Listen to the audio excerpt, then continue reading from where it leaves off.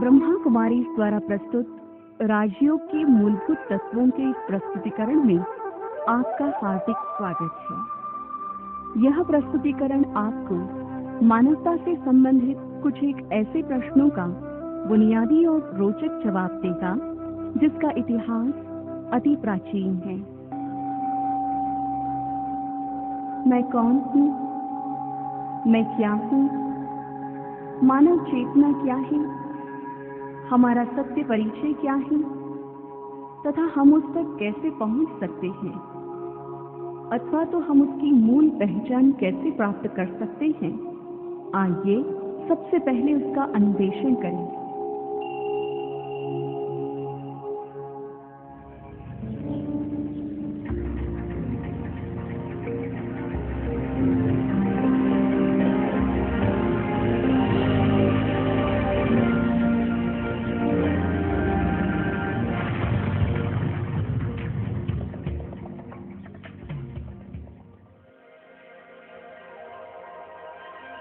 जब कोई व्यक्ति दर्पण में स्वयं को देखता है तो सामान्यतः वो अपना ही प्रतिबिंब देखता है। उसे दर्पण में अपना बाह्य स्वरूप ही दिखाई देता है। वास्तव में हम जीवन पर्यंत जो कुछ देखते हैं, आवश्यक नहीं कि वो संपूर्ण सत्य ही हो। स्वयं को संपूर्ण रीति समझने के लिए अपने अंदर झांकने की जरूरत है। विश्व की समस्त धर्म सत्ताओं का ये मानना है कि मनुष्य का निर्माण दो चीजों से मिलकर हुआ है, प्रकृति और पुरुष। प्रकृति को तो इन आंखों से देखा जा सकता है, परंतु पुरुष अर्थात आत्मा एक अदृश्य सत्ता है जिसे न तो स्थूल नेत्रों द्वारा देखा जा सकता है और न ही किसी के पास इसका संपूर्ण और यथार्थ ज्ञान ही है। राजयोग के अंतर्गत आत्मा को एक अति सूक्ष्म ज्योतिर्बिंदु के रूप में दर्शाया गया है, जो इस देह को चलाने वाली एक चैतन्य सत्ता है। हमारे जीवन में अधिकांश समस्याएं इसलिए उत्पन्न होती हैं क्योंकि हम खुद के वास्तविक स्वरूप को भूल चुके हैं तथा पूर्ण रूपेण इस बाह्य जगत में लिप्त हो चुके हैं। एक ऐसी दुनिया में जो मात्र एक प्रतिबिंब या मृत तृष्णा के समान है, जिसका कोई यथार्थ अस्तित्व नहीं है। जैसे ही हमें स्वयं की वास्तविक पहचान मिलती है, दूसरों के प्रति हमारा दृष्टिकोण खुद ब खुद बदल जाता है। आत्मा की पहचान मिलते ही हम सर्व प्रकार की हदों से ऊपर उठकर जाति, भाषा, देश इत्यादि के संकुचित दायरे से बाहर निकल आते हैं। देह के धर्मों पर आधारित स्वयं को हिंदू, मुसलमान, सिख व ईसाई इत्यादि न समझ आत्मा के नाते भाई भाई या वसुधैव कुटुंबकम का भाव मन में जागृत हो जाता है। राजयोग के माध्यम से इन बातों का व्यवहारिक रूप से अनुभव किया जा सकता है तथा जीवन में एक अभूतपूर्व परिवर्तन लाया जा सकता है। यदि एक बार आत्मा की शक्ति और सुंदरता की यथार्थ पहचान हमें हो जाए तो हमारे सभी गुण, कलाएं व विशेषताएं जागृत हो जाएंगी। इसके माध्यम से सुख, शांति, प्रेम, आनंद और समृद्धि की सहज ही अनुभूति की जा सकती है। ये सब आपका इंतजार कर रहे हैं। हर मानव के ये मूलभूत गुण हैं। अतः हर दिन अनेकों बार अपने आप को ये स्मृति दिलाएं कि मैं एक शांत स्वरूप आत्मा हूं।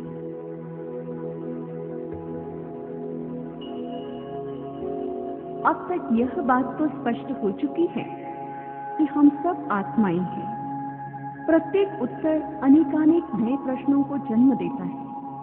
हम जानते हैं कि हम एक शुद्ध, शांत और अविनाशी आत्मा है, परंतु प्रश्न उठता है कि हम आत्माएं आती कहां से है तथा पुनः जब यह विश्व नाटक पूरा होगा तो जाएगी कहां? आखिर हमारे अस्तित्व की निरंतरता का रहस्य क्या है?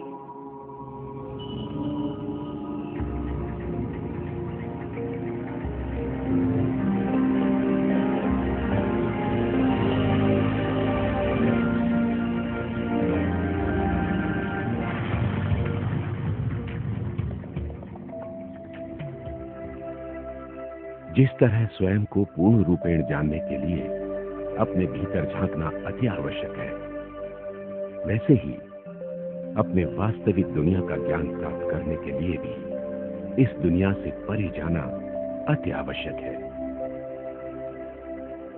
इस तारों और ग्रहों की दुनिया के बारे में तो आज के विज्ञान ने काफी कुछ बताया है, परंतु इस दुनिया से परे एक दुनिया ऐसी भी है जहां पर विज्ञान नहीं पहुंच सकता।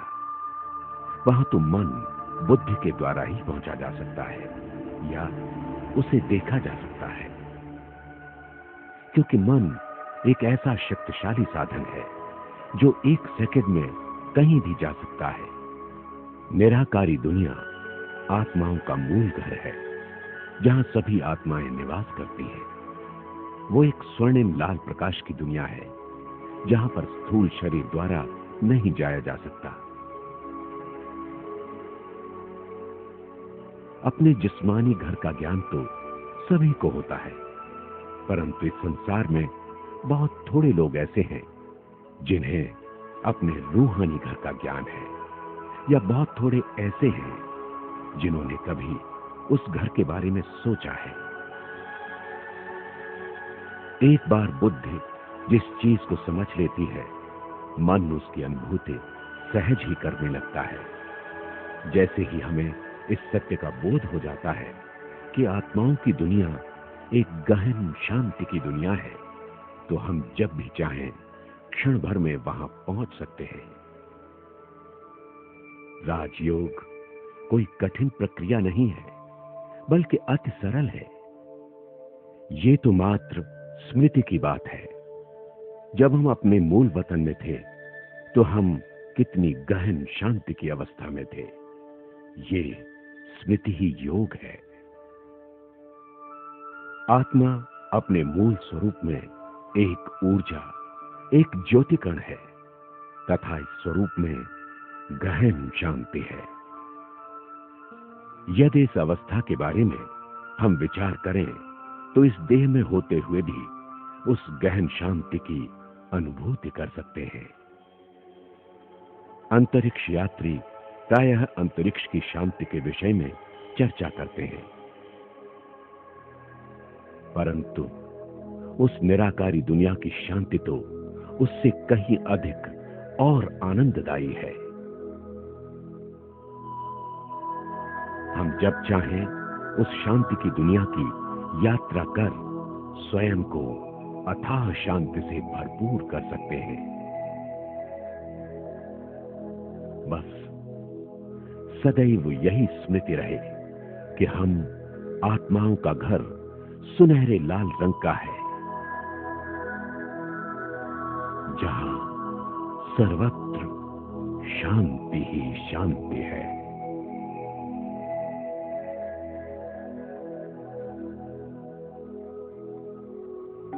हमें यह ज्ञात हो चुका है कि शरीर द्वारा यहाँ रहते भी हम अपनी संकल्प शक्ति द्वारा उस शांत, तेजोमय और सुनहरे लाल प्रकाश के लोक का सैर कर सकते हैं, जहाँ पर हम आत्माएं निवास करती हैं।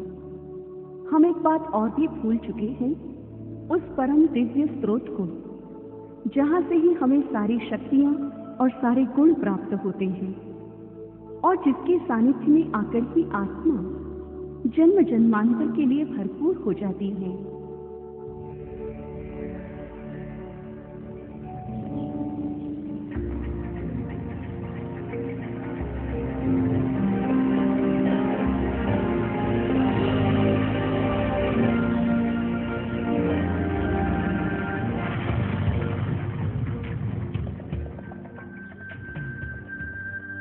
तुम मुझे कई नामों से पुकारते हो, गॉड, परमात्मा, जेहोवा, अल्लाह, शिव, शंताई।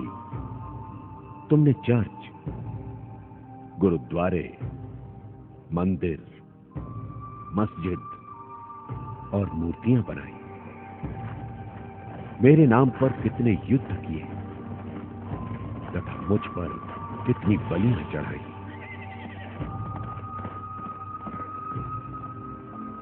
तुमने मुझे कण कण में कह सर्वव्यापी बना दिया।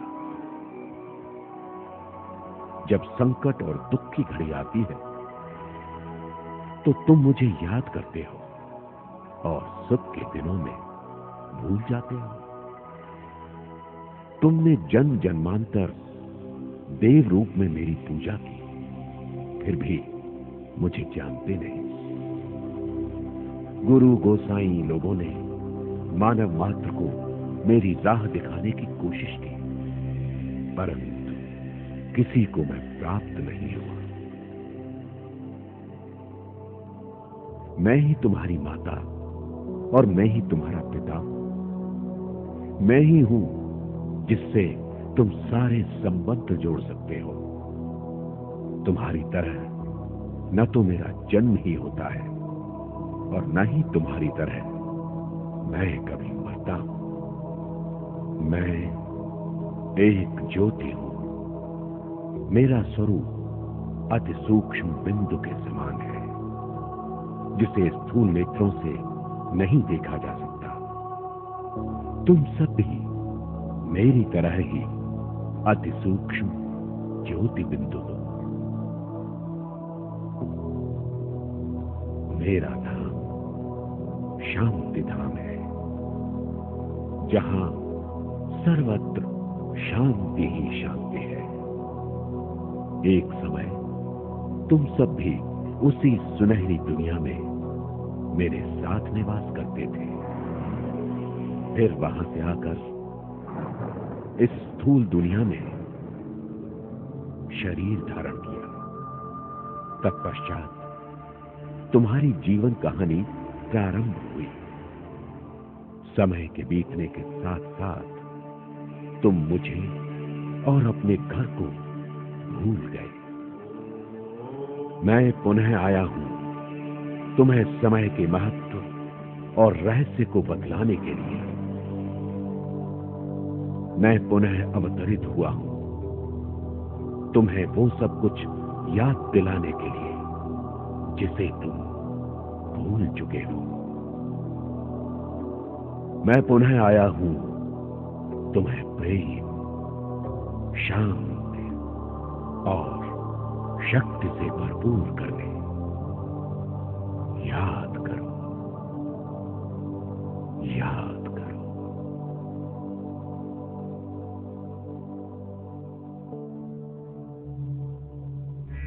परमात्मा से हमारा अविनाशी संबंध है, परंतु उस अविनाशी संबंध की अनुभूति कैसे करें? आइए अब हम आपको पुनर्जन्म के गुह्य रहस्य की ओर ले चलते हैं कि कैसे आत्मा एक देह छोड़ दूसरा देह धारण करती है। हम आत्माएं अविनाशी हैं और हमारा यह भौतिक देह एक 3 आयामी साधन की तरह है, जिसके द्वारा ही हम अपने आप को व्यक्त करते हैं तथा इस बाह्य जगत की अनुभूति करते हैं।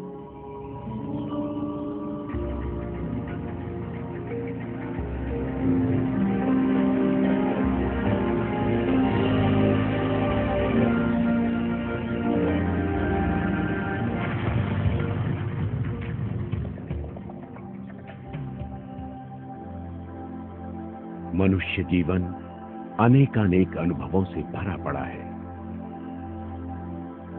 फिर भी हमारे सामने बहुत सारे नए और रहस्यात्मक प्रश्न समय प्रति समय उपस्थित होते रहते हैं। पुनर्जन्म के माध्यम से इस तरह के बहुत सारे अनसुलझे रहस्य सुलझ जाते हैं। जैसे क्यों कोई बच्चा जन्म से ही किसी विशेष कला में निपुण होता है, या क्यों किसी व्यक्ति विशेष को देखने से ऐसा लगता है कि हमारी इनसे कोई पहले की पहचान है। इस तरह की निशानियां या विचार हमें हमारे अतीत की ओर इंगित करते हैं। विज्ञान का कहना है कि ऊर्जा की न तो उत्पत्ति की जा सकती है, न ही विनाश। ठीक उसी तरह आत्मा भी एक ऊर्जा है, जिसे न तो उत्पन्न किया जा सकता है, न विनाश। वास्तव में आत्मा एक आध्यात्मिक ऊर्जा है जो अविनाशी है। आत्मा कभी मरती नहीं, बस उसका स्वरूप बदलता है। जिस तरह आम के बीज से आम का ही वृक्ष उत्पन्न होता है, उसी तरह मनुष्य बीज से मनुष्य की ही रचना होती है। अर्थात आत्मा मनुष्यात्मा ही बनती है। सच्चे अर्थ में कोई भी आत्मा कभी मरती नहीं, बल्कि अपने पूर्व जन्म के कर्म खाते को चुकता करने या इच्छाओं को पूर्ण करने के लिए बार बार जन्म लेती रहती है।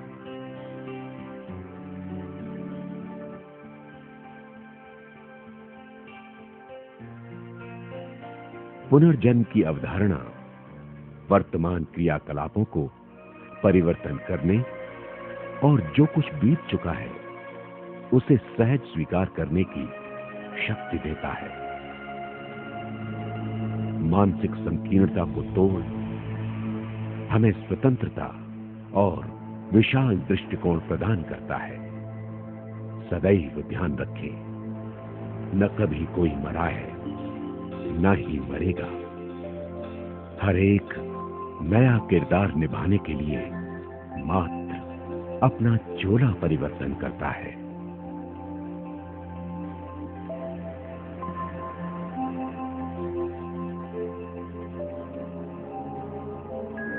आत्मा अपने भौतिक देह के माध्यम से अनेकानेक कर्म करती है, जैसे सकारात्मक, नकारात्मक, उपयोगी, आवश्यक, व्यर्थ और साधारण। और हम जानते हैं कि हर क्रिया की समान और विपरीत प्रतिक्रिया अवश्य होती है। तो आइए हम कर्मों की गुह्य गति अर्थात क्रिया और प्रतिक्रिया के आध्यात्मिक रहस्य पर विचार करें।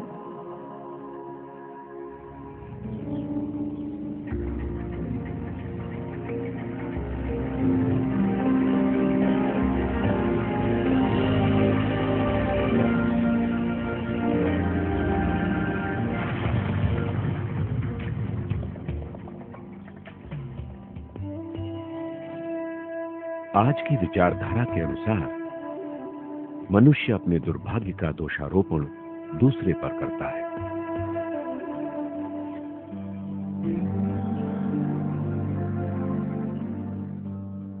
परंतु कर्म सिद्धांत अथवा कारण और प्रभाव के सिद्धांत के अनुसार ये बात स्पष्ट हो जाती है कि हमारे साथ घटने वाली अच्छी या बुरी घटनाओं का कारण क्या है,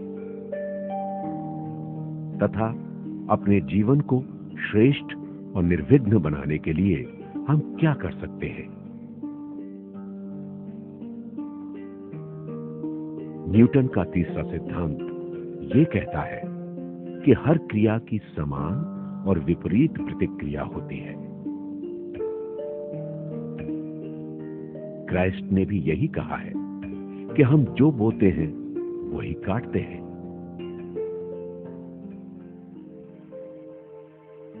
यदि हम औरों के लिए कुछ बुरा करते हैं तो निश्चित रूप से एक दिन वही कर्म हम पर भी नकारात्मक रूप से कार्य करता है। अच्छे कर्मों का परिणाम भी अच्छा ही होता है तथा बुरे का बुरा।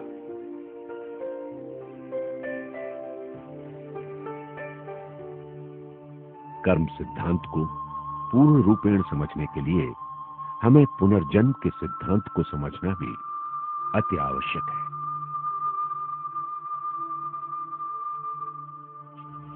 इस जन्म के अच्छे या बुरे कर्म निश्चित रूप से दूसरे जन्म में हमारे साथ जाते हैं। वास्तव में हमारे साथ जो कुछ भी हो रहा है वो हमारे ही अतीत के कर्मों का फल है। यदि हमें कारण और प्रभाव के सिद्धांत का बोध हो जाए तो हम अपने दुर्भाग्य के लिए किसी अन्य को दोषी नहीं ठहराएंगे, बल्कि खुशी से अपनी गलतियों को स्वीकार कर लेंगे। इसके साथ ही हम और भी बहुत सारे रहस्यों को सहज ही समझ जाएंगे। जैसे क्यों कोई व्यक्ति जन्म से ही धनवान और स्वस्थ जबकि दूसरा निर्धन और बीमार होता है। कर्म सिद्धांत का ज्ञान हमें हमारे अतीत के कर्म खाते को चुकता करने में मदद करता है तथा भविष्य के लिए श्रेष्ठ कर्म करने की सबल प्रेरणा देता है। अब हम जो भी करेंगे वो ही हमें भविष्य में प्राप्त होगा।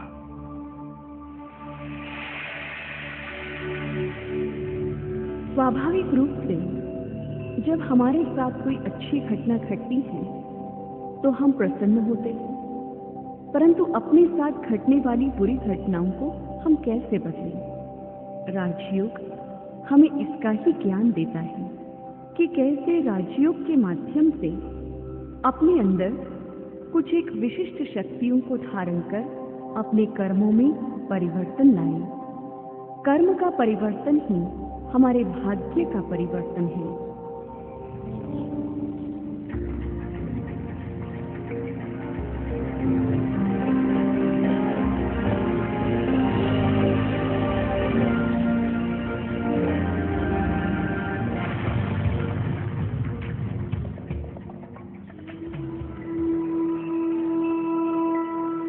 हम गुणों और शक्तियों को पाने के लिए देवी देवताओं की पूजा करते हैं।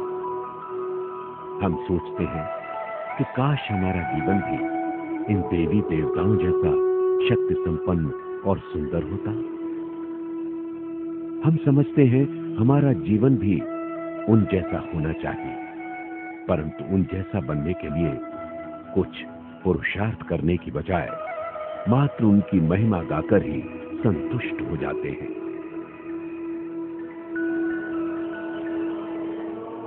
परंतु राजयोग के माध्यम से हमारी खोई हुई सारी शक्तियां सहज ही प्राप्त हो जाती हैं। हमारी उन्नति के पीछे मुख्य हमारी अष्ट शक्तियां ही आधार है। सबसे पहली शक्ति है परखने की शक्ति।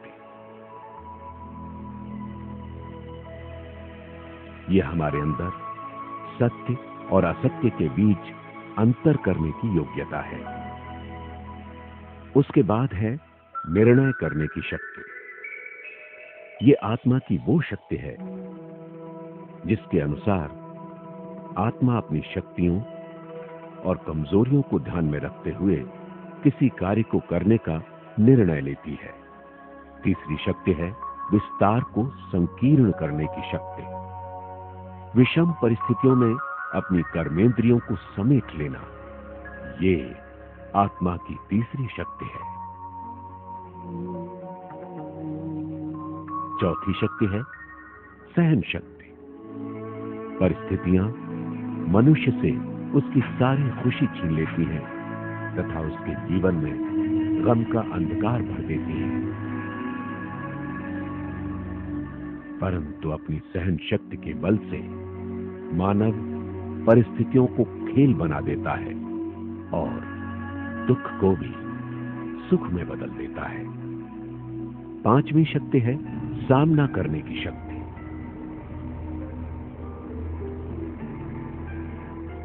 ये आत्मा की मुख्य आंतरिक शक्ति है जिसके द्वारा आत्मा सहज ही जीवन में उन्नति के मार्ग में बाधा उत्पन्न करने वाली समस्याओं से सामना करती है। जीवन के उतार चढ़ाव से डरने की अपेक्षा उसका साहस और धैर्यता से मुकाबला करती है।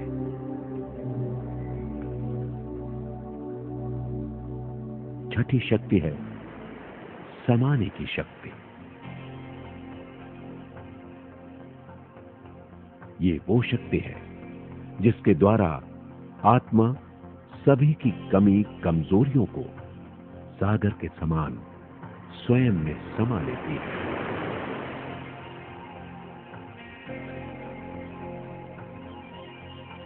जैसे सागर समस्त नदियों को अपने में समाकर भी स्थिर रहता है,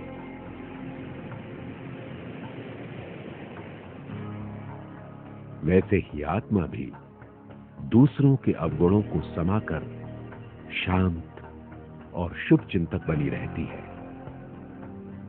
सातवीं शक्ति है समेटने की शक्ति।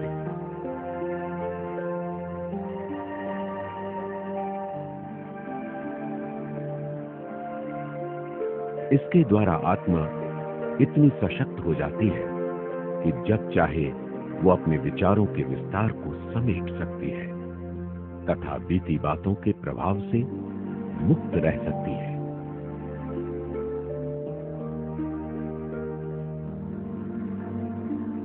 तथा उसे भूलने की शक्ति आ जाती है।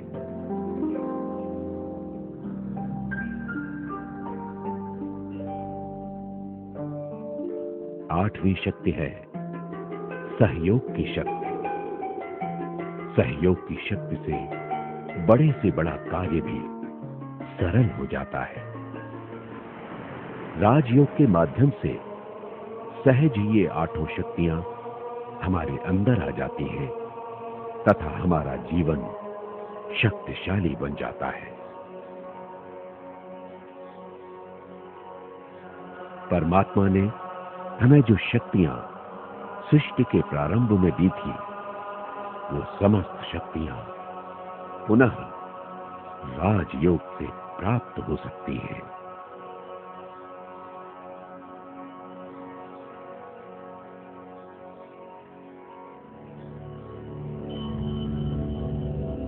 इसका आधार राजयोग है। यह जागृत आत्मा और परमात्मा के बीच का एक सुंदर, सहज, सूक्ष्म और शक्तिशाली संबंध है। राजयोग के माध्यम से हम पाप कर्म करने से बच जाते हैं। तो आइए अब इस रूहानी यात्रा अर्थात ईश्वरीय याद की यात्रा का आनंद लें।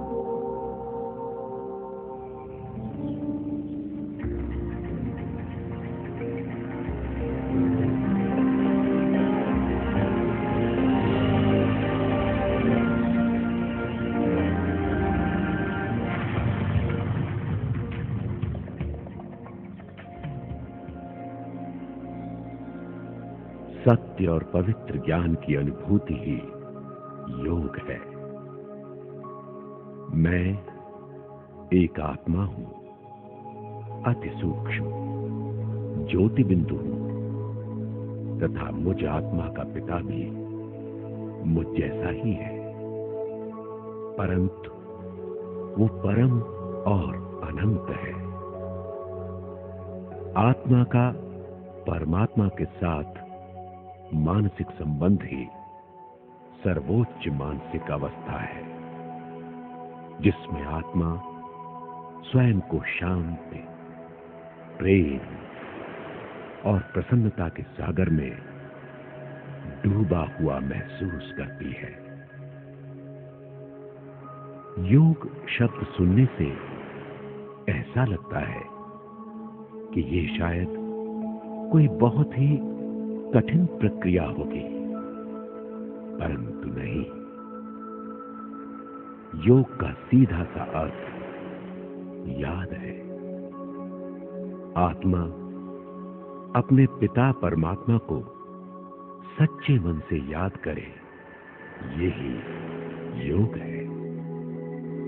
यदि हर मनुष्य अपने अंदर गहराई से झांक कर देखे तो वो अनुभव करेगा कि उसके अंदर अपने वास्तविक घर की तथा ईश्वरीय गहन शांति के चिन्ह विद्यमान है। योग का एक अर्थ होता है उस परम अनुभूति को याद करना, जब हम अपने मूल स्वरूप अर्थात निराकारी दुनिया में सिर्फ आत्म रूप में थे, तो हम कैसा अनुभव करते थे। उस अनुभूति को इस देह में होते भी पुनः अनुभव करना, इन सभी गहरे अनुभवों का आधार ज्ञान है। ज्ञान अर्थात समझ जो हमें इस दुनिया की हदों से पार ले जाता है। सुख और शांति हम सबका जन्म सिद्ध अधिकार है और इसे प्राप्त करने का हम सभी को प्रयास करना चाहिए। राजयोग के माध्यम से हम अपनी खोई हुई शक्तियों और गुणों को पुनः प्राप्त कर सकते हैं। राजयोग एक अति सरल प्रक्रिया है जिसे आसानी से सीखा जा सकता है, परंतु इसमें थोड़ा समय अवश्य लगता है। सभी इच्छुक भाई बहनों को ये सेवा केंद्र निःशुल्क राजयोग पाठ्यक्रम प्रदान करता है।